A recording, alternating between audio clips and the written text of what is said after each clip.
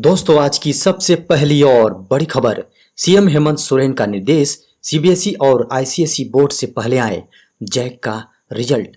दोस्तों, झारखंड के मुख्यमंत्री श्री हेमंत सोरेन ने सीबीएसई और आईसीएसई बोर्ड के साथ जैक का रिजल्ट भी प्रकाशित करने का निर्देश दिया है। उन्होंने कहा कि सीबीएसई और आईसीएसई और कई अन्य राज्यों के द्वारा 10वीं और 12वीं की परीक्षा रद्द करने के साथ परीक्षा फल के प्रकाशन की प्रक्रिया शुरू कर दी गई है। ऐसे में झारखंड बोर्ड से पंजीकृत विद्यार्थियों के हित में आवश्यक होगा कि अन्य सभी बोर्ड के साथ ही या उसके कुछ दिन पहले या तुरंत बाद झारखंड बोर्ड का परीक्षाफल प्रकाशन सुनिश्चित हो। इसे लेकर मुख्यमंत्री ने स्कूली शिक्षा एवं साक्षरता विभाग को अहम निर्देश दिए हैं। झारखंड में थमने का नाम नहीं ले रहा है रूपा तिर्की का मामला। सीएम ने कहा, हर हाल में मिलेगा न्याय। दोस्तों, मुख्यमंत्री हेमंत सोरेन से रूपा तिर्की के मामले को लेकर विधायक बंधु तिर्की के साथ एक प्रतिनिधि मंडल ने मुलाकात की। प्रतिनिधि मंडल के सदस्यों में मुख्यमंत्री से कहा कि उन्हें आशंका है कि सब इंस्पेक्टर रूपा तिर्की ने आत्महत्या नहीं की है, बल्कि उसकी हत्या हुई है। उन्होंने इस मामले में अब तक की जांच से असंतुष्टि जताते हुए सीएम से आग्रह किया कि पूरे मामले की निष्पक्ष जांच कराई जाए और जो भी दोषी पाए जाए उनके खिलाफ कड़ी कार्रवाई की जाए। सीएम ने प्रतिनिधि मंडल से कहा कि रूपा तिर्की उनकी बहन के समान थी। आदिवासी समाज की एक 72 महिला पुलिस पदाधिकारी की मौत से मर्माहत हूं। उन्होंने रूपा के माता पिता और प्रतिनिधि मंडल को आश्वस्त किया कि उन्हें न्याय मिलेगा। झारखंड में प्रवेश करने वाले हर पैसेंजर्स का होगा 24 घंटे कोरोना जांच। दोस्तों, झारखंड में अब कोरोना के मामले न बढ़ें, इसके लिए एयरपोर्ट, रेलवे स्टेशन और बस स्टैंड पर 24 घंटे कोरोना जांच किया जाएगा, जहां टेस्टिंग के लिए एक अस्थायी बूथ भी चालू रहेगा, जिससे इन जगहों पर आने वाले सभी पैसेंजर्स का टेस्ट किया जाएगा ताकि कोरोना के फैलाव की आशंका को कम किया जा सके। बाहर से आने वाले पैसेंजर्स की रैपिड एंटीजन टेस्ट के लिए 3 शिफ्ट में 3 टीमें काम करेंगी। 24 घंटे 7 दिन ये टीमें बूथ पर तैनात रहेंगी। इसके अलावा टेस्टिंग को सख्ती से पालन कराने के लिए मजिस्ट्रेट, पुलिस के जवान भी रहेंगे, जिससे कोई भी पैसेंजर बिना जांच कराए अपने घर को नहीं जा पाएंगे। दोस्तों, खबरें लगातार जारी हैं। जी हां, उधर केंद्रीय कैबिनेट में फेरबदल की खबर है। जी हां, बंगाल में मिली हार और उत्तर प्रदेश में होने वाले चुनाव को देखते हुए केंद्रीय कैबिनेट में फेरबदल की तैयारी चल रही है। जी हां, खबरों की माने तो कैबिनेट में फेरबदल होना लगभग तय माना जा रहा है। आपको बता दें कि पीएम मोदी छोटे छोटे ग्रुप्स में मंत्रियों से मुलाकात कर रहे हैं और उनसे संबंधित मंत्रालयों की समीक्षा भी कर रहे हैं। जी हां, आपको बता दें कि शनिवार को धर्मेंद्र प्रधान, नरेंद्र सिंह तोमर, गजेंद्र सिंह शेखावत, महेंद्र नाथ पांडे, हरदीप पुरी के साथ उनसे संबंधित मंत्रालयों के काम की समीक्षा करेंगे। इससे पहले वीके सिंह और अन्य मंत्री भी प्रधानमंत्री मोदी के साथ समीक्षा बैठक कर चुके हैं।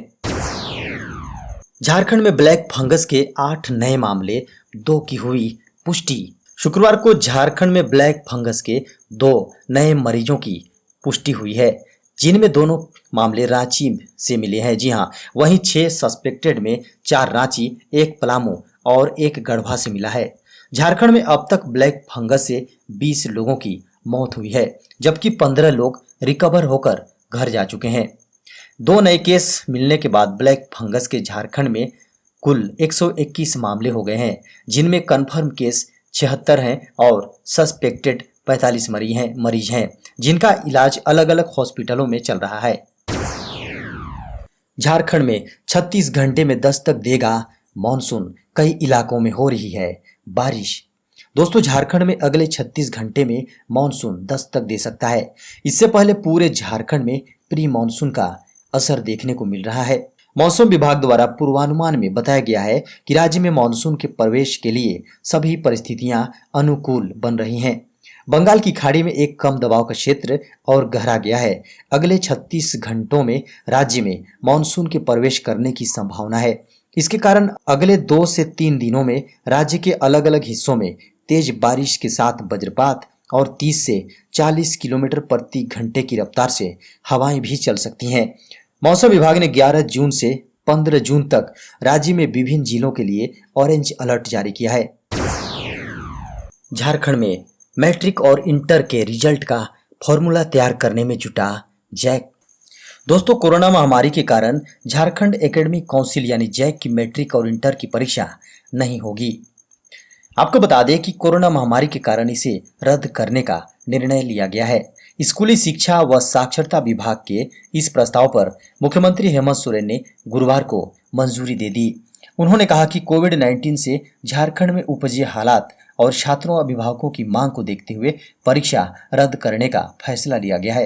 हालांकि मैट्रिक और इंटर के 7,62,000 छात्रों को किस आधार पर प्रमोट किया जाएगा, यह अभी स्पष्ट नहीं है। साथ ही इस बार राज्य में 10वीं और 12वीं को छोड़कर सभी कक्षा के बच्चों को बिना परीक्षा के ही प्रमोट कर दिया गया है। खबर है, झारखंड में महिलाओं को रोजगार देने के लिए जल्द शुरू होगी दीदी बगिया। दोस्तों, झारखंड में दीदी बगिया की शुरुआत बहुत जल्द होने वाली है।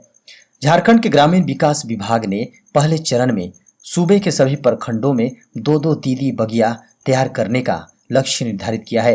खबरों की माने तो इस दीदी बगिया से झारखंड के लगभग 400 स्वयं सहायता समूह को जोड़ने की योजना है। इसका उद्देश्य मनरेगा के तहत महिलाओं को रोजगार देने के साथ साथ झारखंड के अंदर ऐसे नर्सरी को तैयार करना है जहां फलदार से लेकर इमारती पौधे मौजूद होंगे। झारखंड में अब आम से लेकर अमरूद और सागवान से लेकर शीशम तक के पौधे दीदी बगिया में तैयार होंगे। राज्य के ग्रामीण विकास विभाग ने दीदियों की सफलता को ध्यान में रखते हुए एक नई योजना तैयार की है। इस योजना का नाम दीदी बगिया रखा गया है।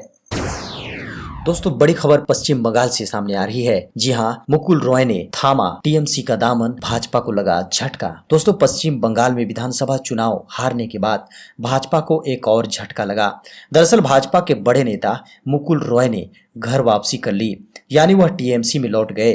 दरअसल वह अपने बेटे शुभ्रांशु के साथ तृणमूल कांग्रेस के मुख्यालय पहुंचे और टीएमसी प्रमुख ममता बनर्जी से मुलाकात की। दोपहर 3:30 बजे उन्हें टीएमसी की सदस्यता ग्रहण की। इस दौरान अभिषेक बनर्जी भी मौजूद रहे।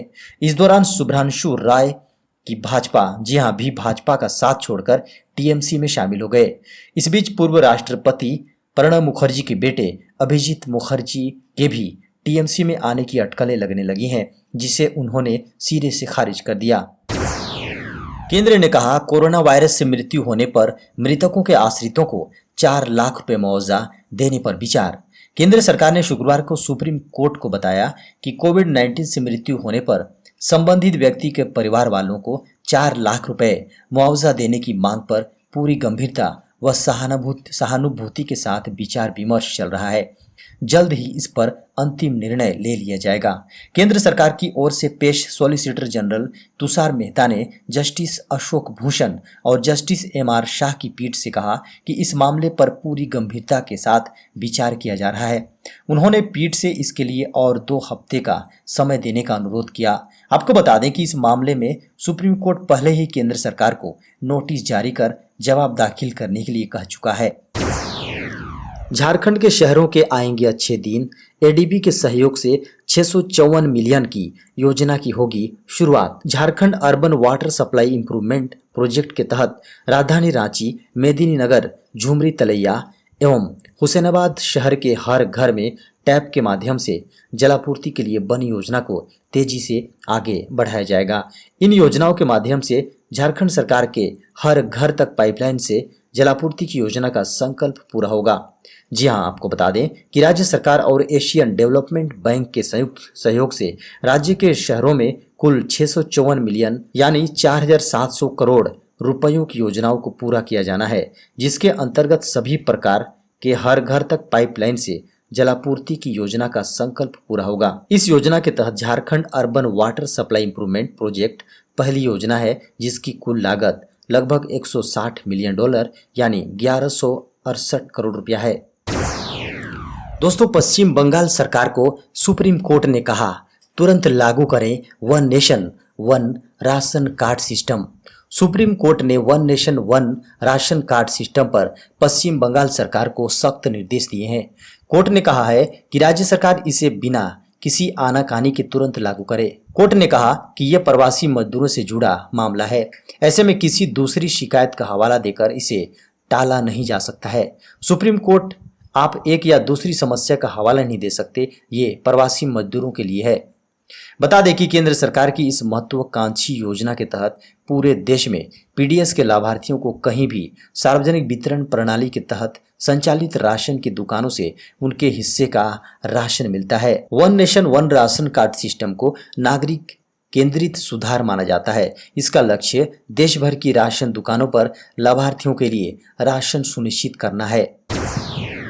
दोस्तों, एक बड़ी खबर सामने आ रही है। अब दूसरे बैंक के एटीएम से पैसे निकालना होगा महंगा। आरबीआई ने बढ़ाई एटीएम इंटरचेंज फीस। भारतीय रिजर्व बैंक ने 10 जून यानी 2021 को किसी दूसरे बैंक के एटीएम के जरिए होने वाले हर वित्तीय लेन देन पर इंटरचेंज फीस को 15 रुपये से बढ़ाकर 17 रुपये कर दिया है। किसी भी बैंक के ग्राहकों को हर महीने मिलने वाले फ्री एटीएम ट्रांजैक्शन के बाद ग्राहकों पर लगने वाले कस्टमर चार्जेस की अधिकतम सीमा 20 रुपये से बढ़ाकर 21 रुपये कर दी गई है। इंटरचेंज फीस में की गई बढ़ोतरी 1 जनवरी 2022 से लागू होगी। जी आपको बता दें कि बैंक ग्राहक हर महीने एटीएम से 5 बार की ट्रांजैक्शन कर सकते हैं। 1 जुलाई से लागू होगा ड्राइविंग से जुड़ा नया नियम। बिना टेस्ट दिए बन सकेगा ड्राइविंग लाइसेंस। अगले महीने से ड्राइविंग लाइसेंस से जुड़े नियम में बड़ा बदलाव हो रहा है। नए नियम में ड्राइविंग लाइसेंस के लिए टेस्ट से छूट मिलेगी। दरअसल सड़क परिवहन और राजमार्ग मंत्रालय ने मान्यता प्राप्त ड्राइविंग ट्रेनिंग सेंटर्स के लिए नियमों को अधिसूचित किया। ये नियम 1 जुलाई 2021 से लागू होंगे। ऐसे केंद्रों पर नामांकन करने वाले उम्मीदवारों को उचित प्रशिक्षण और जानकारी प्राप्त करने में मदद मिलेगी। जी आपको बता दें कि वर्तमान में रीजनल ट्रांसपोर्ट ऑफिस यानी आरटीओ द्वारा ड्राइविंग टेस्ट लिया जाता है। ड्राइवरों को ऐसे मान्यता प्राप्त ड्राइविंग प्रशिक्षण केंद्रों से प्रशिक्षण पूरा करने के बाद ड्राइविंग लाइसेंस प्राप्त करने में मदद मिलेगी। 1 जुलाई 2021 से ड्राइविंग लाइसेंस का अप्लाई करने वाले को मान्यता प्राप्त ड्राइवर ट्रेनिंग सेंटर से प्रशिक्षण लेना होगा।